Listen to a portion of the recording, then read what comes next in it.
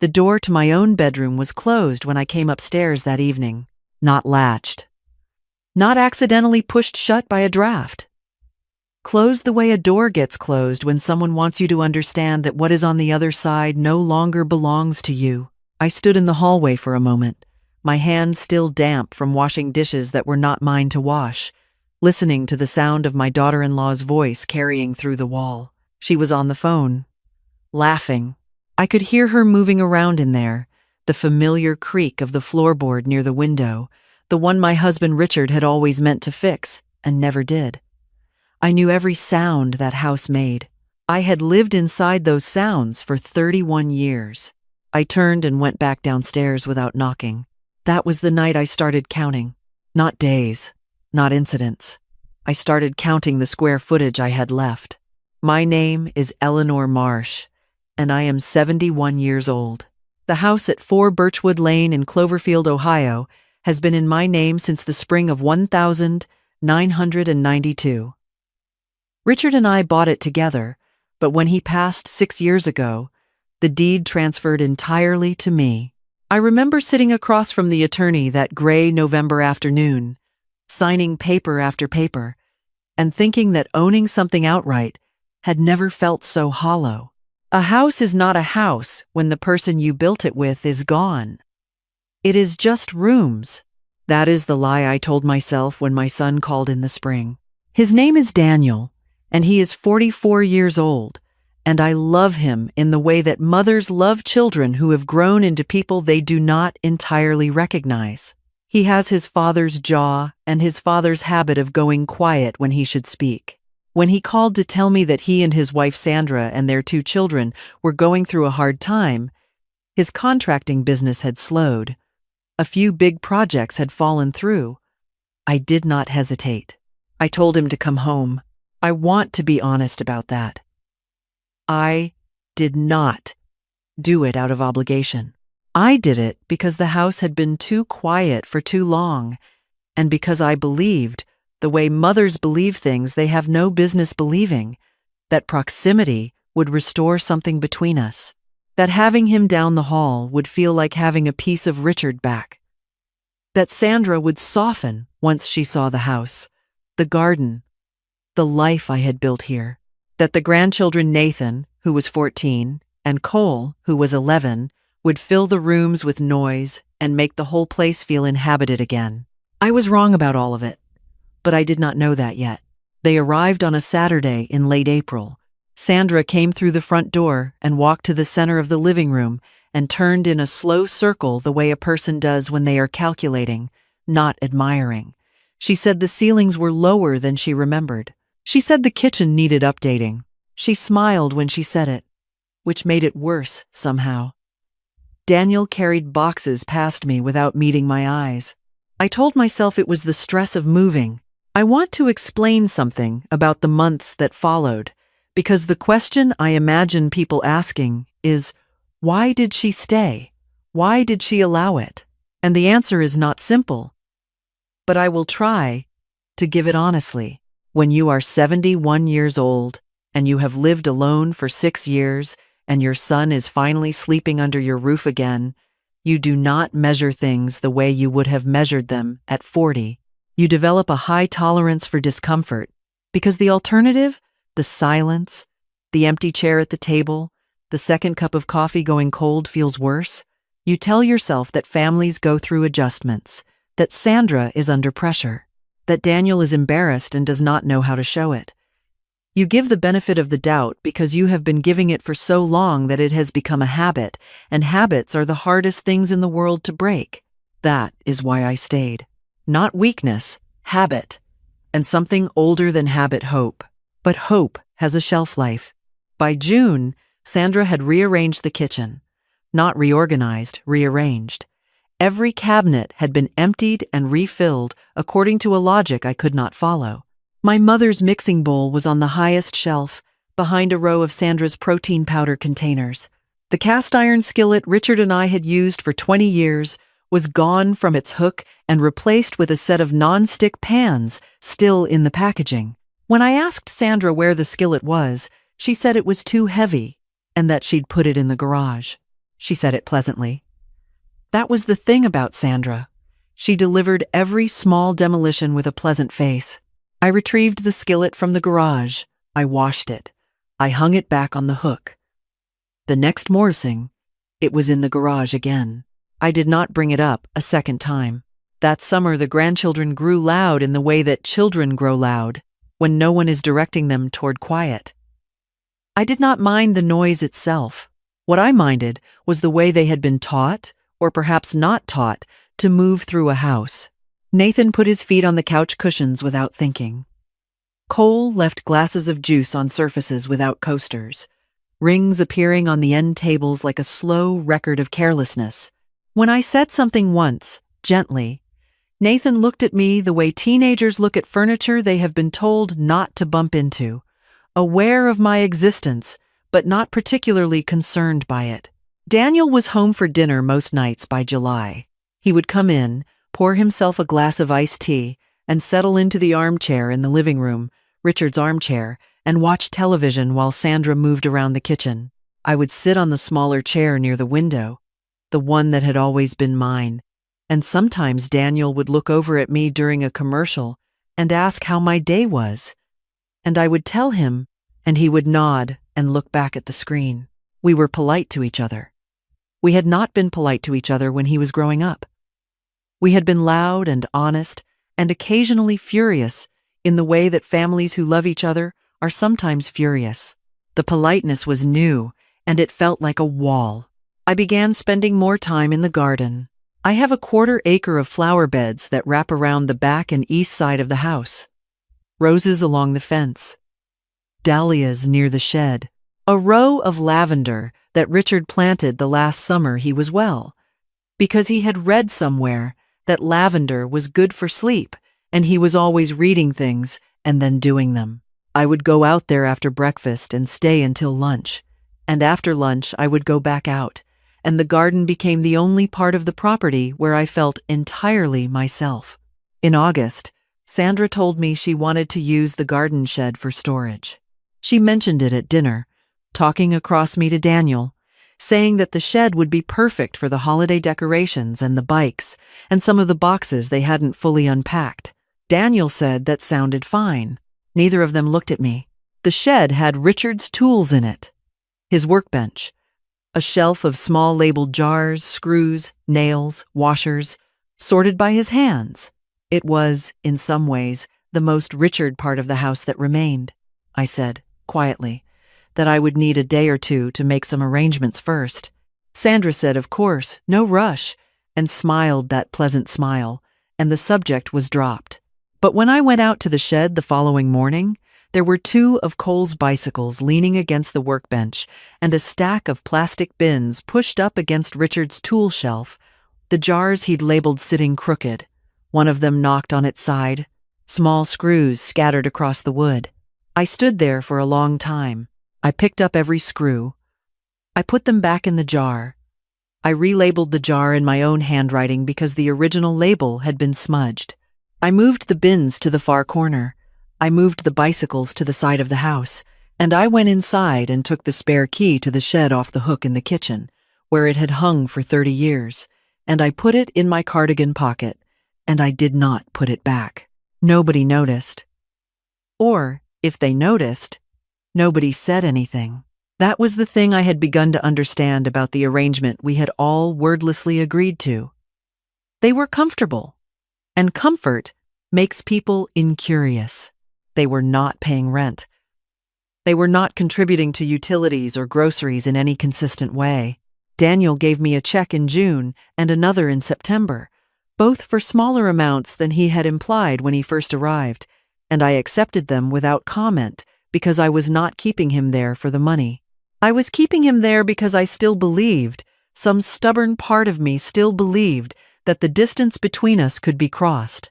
It was a Wednesday in October when that belief finally gave way. I had made pot roast. I know that sounds ordinary, and it was supposed to be ordinary. Pot roast with carrots and potatoes and a loaf of bread I'd made that morning. It was Richard's recipe, the one he had learned from his mother, the one I had made at least 100 times in that kitchen. I had been making it since 8 in the morning. By 5:30, it filled the whole house. I called them for dinner at 6. Sandra came into the kitchen, looked at the pot on the stove, and said she and the boys had already eaten. She said it lightly, apologetically almost, but she had already turned back toward the hallway before she finished the sentence. Nathan and Cole went upstairs. I heard the television go on. Daniel came in. He looked at the pot roast, and then at me, and then back at the pot roast. He said he wasn't very hungry. He took a piece of bread, tore a corner off, and left the rest on the counter. He went to join Sandra in the living room. I stood at the stove. I served myself a plate. I sat at the kitchen table alone and ate my dinner in a house full of people. And I thought about Richard, which I do not do lightly, because thinking about Richard when I am sad is something I have learned to ration. I thought about how he used to come into the kitchen when I was cooking and stand behind me and say something ridiculous about whatever was on the stove, and how I would tell him to go sit down, and how I never actually wanted him to go sit down. I thought, this is my house. Every tile on this floor, every window that needs weather stripping in November, every imperfect thing I have loved and tended for 30 years mine. And I am eating dinner alone in it. When I finished, I covered the pot and put it in the refrigerator. I washed my plate. I turned off the kitchen light. I did not cry. I want to be clear about that. I had moved past the stage of crying. I called my attorney the following morning. Her name is Patricia Holden, and she has handled my affairs since Richard died. I told her I needed to begin the process of formally requesting that my son and his family vacate the property. She was quiet for a moment, and then she asked if I was certain. I told her I had been certain for some time and was only now catching up to the certainty. She said she would prepare the documents. While I waited, I made a list. Not of grievances, I was not interested in grievances, a list of practical things. I called the utility company and confirmed that all accounts were in my name. I walked through the house and documented the condition of each room with my phone camera. I opened a new checking account at a different bank. I had always maintained my own finances separately, which had been my accountant's advice after Richard passed and which I was now grateful for. I called my daughter Rebecca, who lives in Portland, and whom I had not told any of this to because I had not wanted to worry her. I told her now. She was on a flight 2 days later. The notice arrived on a Thursday. Patricia's office sent it by certified mail, which meant Daniel had to sign for it. He came to find me in the garden that afternoon, the envelope open in his hand. His face was a version of his face I had not seen before, confused in a way that made him look younger than 44, which surprised me. I had expected anger. He said, "Mom, what is this?" I said, "You know what it is." He said he didn't understand. He said things had been good, hadn't they? That they'd been getting along fine? I looked at him for a long time. I thought about all the meals, all the rooms I had seated, all the silences, the shed, the skillet, the pot roast eaten alone under a kitchen light while my son sat in the next room. I said, "Daniel, I love you. I have always loved you, and I need you to go." He started to say something about the business, the timing, what would happen to the kids' schooling mid-year. I told him I would give the family 90 days. I told him I would not change that number, but I would help with moving costs if he needed it. I told him that I had already spoken with Rebecca, and that Rebecca agreed with my decision, which I had not told him yet, and which visibly surprised him. He stood there with the envelope. I went back to my dahlias. Sandra's reaction came the following morning.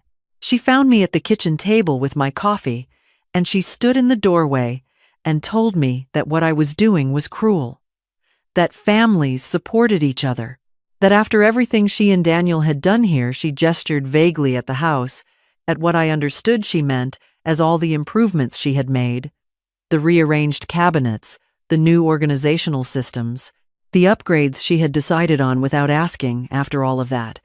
This was how I repaid them. I sipped my coffee. I said, The deed is in my name, Sandra. It has always been in my name.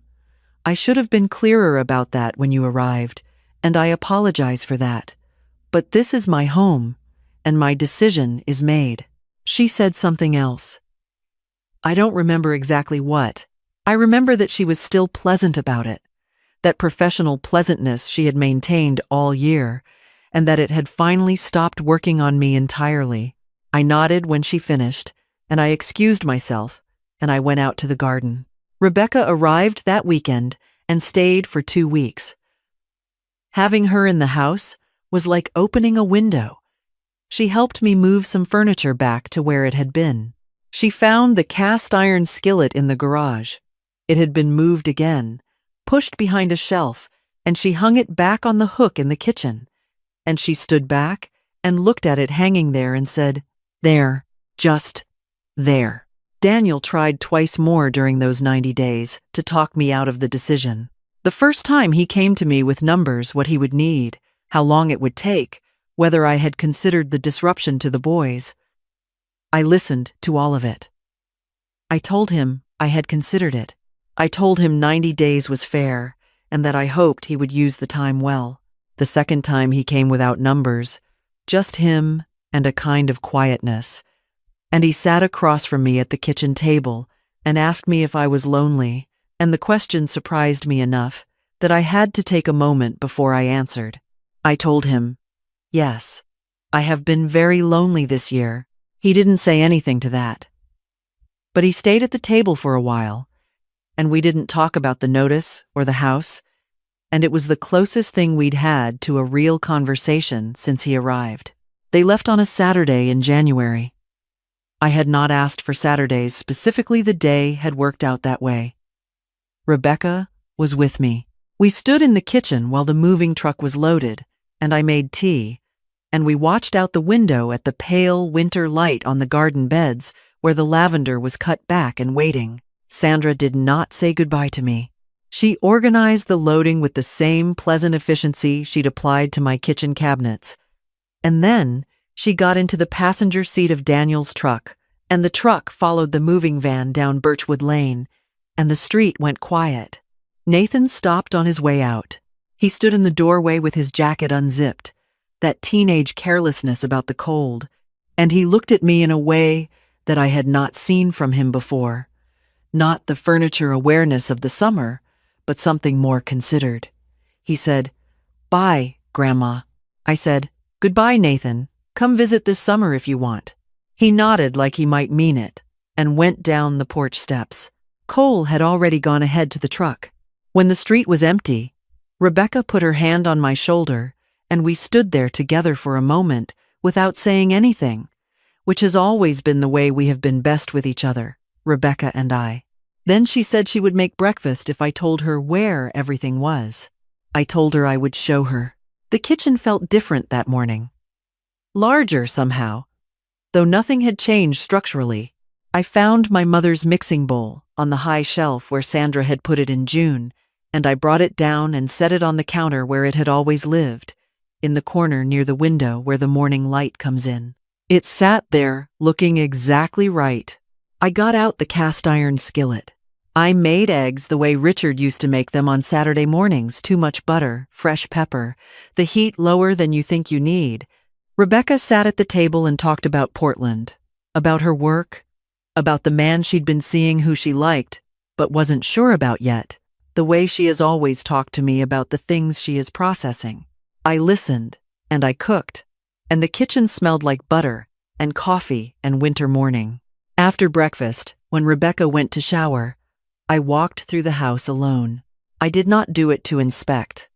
I did not do it out of bitterness. I walked through it the way I used to walk through it when Richard was alive, and we would have the house to ourselves on a Sunday just to feel it. The living room, with the light coming through the east windows. The hallway, with the photographs I had hung before any of them arrived, and which had, I noticed, been straightened at some point by someone, aligned more precisely than I had bothered to align them. Richard at 38, Rebecca at 5, Daniel at 12, grinning in front of a fish he'd caught that his father threw back. Daniel had been furious about that for about 15 minutes, and then he'd laughed about it for years. I stood in front of that photograph for a long time. Then I went upstairs. I stood in the doorway and looked at the room, my room, with its familiar sounds already returning. The radiator's knock, the birch branch that taps the window when there's wind, everything in its right place. I went to the window. The street outside was still and cold. A neighbor's dog was investigating something at the base of a tree. The birch branches were bare and precise against a white sky. I was not happy, exactly. Happiness was not quite the word for what I felt. What I felt was more like clarity, like the sensation of finally being honest about something you have been not quite lying about for too long, like standing in a room where all the furniture is back where it belongs, and noticing that the room is still yours, that it has been yours all along, that it never stopped being yours, and understanding that the most important thing now is to act like it. I opened the window an inch. The cold came in, clean and quiet. Daniel called 3 weeks later. He called on a Sunday evening, which is when he used to call when he first moved to Columbus after college Sunday evenings. Irregular enough that I never expected them, but frequent enough that I always hoped for them. He asked how the house was. I told him it was good. He told me they had found an apartment, that the boys were adjusting, that the business was showing signs of picking up in the spring. I asked about Sandra. He was quiet for a moment. He said, "She's okay. She's adjusting too." I said I was glad. He said, "Mom, I'm sorry about a lot of it. I should have." I told him, "I know." He said, "I didn't handle it well." I said, "No, you didn't. But neither did I at first. I gave away more than I should have and then resented it. That's not entirely your fault." He was quiet again. Then he said, "Can I bring the boys to see the garden in the summer? Cole keeps asking if your roses are going to be as big as last year." I thought about Cole, his careless glasses of juice, his 11-year-old disregard for coasters, his bicycle in Richard's shed. I said, "Tell him yes. Tell him I've been planning for it." After we hung up, I sat for a while in the kitchen with the phone on the table. The mixing bowl was in its corner. The skillet was on its hook. The house made its familiar sounds around me, the radiator, the birch branch,